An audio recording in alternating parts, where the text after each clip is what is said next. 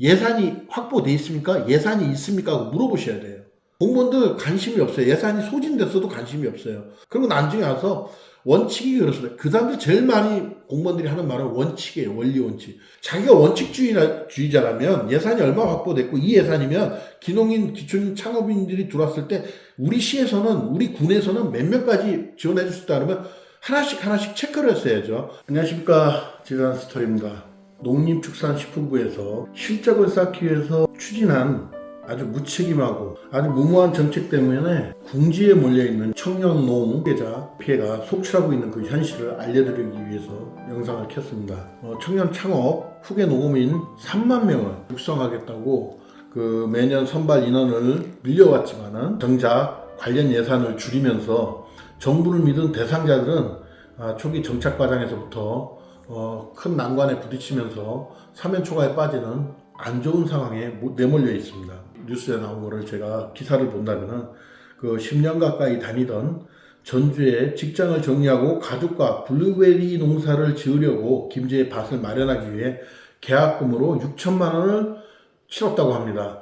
그 청년 농업인으로 선정되면 1.5%의 저리로 최대 5억 원까지 융자 지원을 해준다는 그 정책을 믿고서 승인 받아갖고 블루베리 그 농장을 하고 싶어서 10년 동안 다니던 직장을 그만두고 이제 토지를 계약을 한 겁니다. 구입한 밭의 잔금은 1억 9천만 원 정도가 남았고요. 청년 농업 후계인한테 주는 그 정책 자금 그거를 믿고서 승인이 났기 때문에 그것만 믿고서 이제 한 거죠. 집까지 이사까지 다 한 거예요. 가족들까지 이제 남편까지 설득을 하고 아이들까지 전학을 다 시켜서 농가주택을 짓기 전에 전셋집을 하나 얻어놓고 온 거죠. 계약금을 6천만 원을 걸어놓고 밭의 잔금 1억 9천만 원만 이제 치르면 되는 상황이었죠. 근데 갑자기 승인까지 다 난 이 사업에 대해서 농림축산식품부에서 갑자기 대출을 해줄 수 없다고 통보가 온 거예요. 쉽게 말해서 김제시에서는 승인이 나서 이 제도를 이용해서 청년 후계농 그 정책 자금을 받기로 한 건데 승인이 다 난 사업인데 갑자기 농림축산식품부에서 이거를 취소시킨 겁니다. 이유는 딱 하나입니다. 예산이 부족하다. 예산이 없으니까 탈락을 시키겠다 이런 겁니다. 제도만 믿고 이건 정부잖아요. 어떤 무슨 기업이나 회사나 개인의 어떤 그런 광고를 보고 이분이 가신 게 아니잖아요. 농림축산식품부의 공고를 보고 3만 명이라는 걸 모집한다는 걸 보고서 간 겁니다. 청년 농업인을 해마다 늘렸어요. 2022년에 3천 명이었던 지원 대상을 2023년에는 5천 명, 그 지난해에는 6천 명까지 매년 대폭 확대한 거예요. 그래서 3만 명까지 지원을 하겠다. 문제는 인원은 늘렸어요. 아주 좋은 제도죠. 예산은 그에 따라가지를 못하는 거예요. 턱없이 아주 부족한 자금이 결국은 이내 조기 소진돼 버렸어요. 6천 명이라는 인원을 늘렸을 때 예산 확보가 되는지 안 되는지부터 확인을 하고 기재부와 정확하게 상의를 해야죠. 지원 대상은 엄청 늘려놓고 농림축산식품부에서 이건 좋은 제도고 자기네가 그렇게 정책만 세웠던 거지 기획재정부에서는 그 돈을 준다고 약속한 건 아니잖아요. 그래서 자기들이 벌써 예산을 책정해놓고 이 사업을 먼저 시작했다는 얘기죠. 그래갖고 그 이후에 기획재정부에 가서 돈을 달라. 그러니까 기획재정부에서는 돈이 없다. 그만한 예산을 내가 원하는 만큼 줄 수 없다. 그래서 삭감을 하겠다 해서 삭감이 됐다는 얘기예요.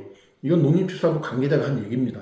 여기 지금 전라북도 도내에만 지금 400명 정도가 됩니다. 예산이 소진돼서 돈도 못 준다면서 400명에 대한 것도 지금 어떻게 처리를 못하고 있는데 3,000명을 더 뽑고 있다는 점입니다. 이 공무원들이 왜 이렇게 대책 없는 무조건 이렇게 질르는지 모르겠어요.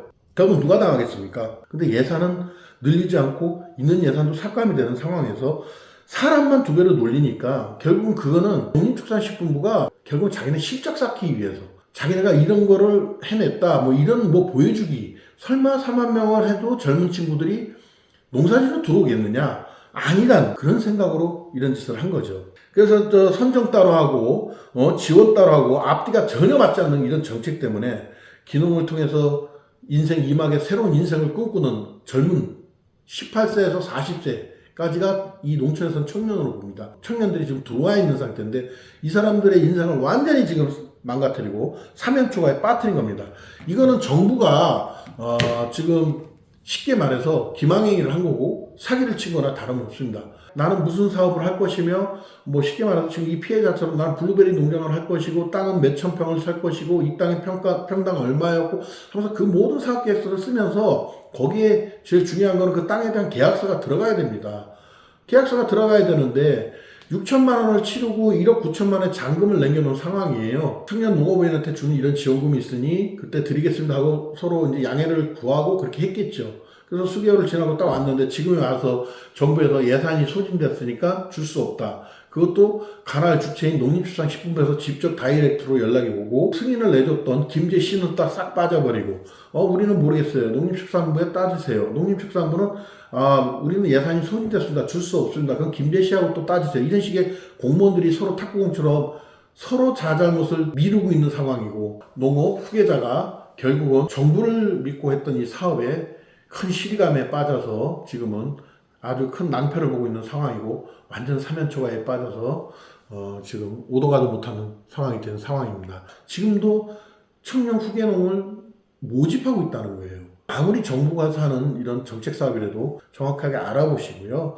그 담당 공무원하고 얘기할 때 예산은 있냐, 확실하게 이런 사업에 대해서 승인이 떨어지면 차질 없이 할 수 있느냐 이런 거에 대해서 다 녹음을 하세요. 중요한 거는 개인이 하는 사업도 아니고 정부에서 하는 사업인데 청년들의 그 꿈을 여기서 이렇게 좌절시키고 망가뜨린다는 것은 이 정부 자체가 저는 사기라고 봅니다. 농림축산식품부도 각성을 해야 되고요. 지금이라도 농림축산식품부에서는 예산이 소진됐으니까 이제 지원 대상을 더 이상 모집하지 않는다고 공고를 내는 게 당연한 일이고요. 5억을 신청했는데 담보물이 적다거나 공사에 대한 어떤 토지나 거기에 대한 뭐 식품 공장이나 차렸을 때 5억의 가치가 없는데 은행에서 주지 않습니다. 거기에 맞게끔만 주는 거예요. 그러니까 5억이라는 건 맥시멈을 얘기하는 거지 신청에 따라서 5억을 다 주진 않아요. 그러니까 시에서 승인 나고 농심부에서도 승인이 나고 그 다음에 관할 은행에서 또 서류 심사를 해서 또 승인이 나야 돼요. 근데 물론 제일 중요한 거는 그 관할 시나 군에서 먼저 승인이 나야 됩니다. 근데 그 과정이 짧지 않다는 거죠. 그런데 문제는 뭐냐면 4대 보험이 들어가는 직장을 다닐 수가 없어요. 농업인으로 대출을 얻는 거기 때문에 농업인으로만 남아야 돼요. 그래서 만약에 들어왔을 때도 몇 개월간 수개월간 자기가 가진 걸 다 소진해서 들어와 있는 상태에서 또 이제 계약금 걸고 뭐하고 하면서 집 얻고 뭐 하면서 다 소진해서 생활비조차 없는 분들은 생계가 또 갑자기 오잖아요. 그렇다고 그 돈이 들어오면 갚는다? 그 생소한 아무도 모르는 생면부지의 도시에 와서 돈이 없어요. 대출을 얻으러 온 사람이 또 딴 데서 대출을 얻을 수도 없는 상황이에요. 그렇기 때문에 그런 문제점도 있으니까 생각을 잘 하셔야 된다는 겁니다.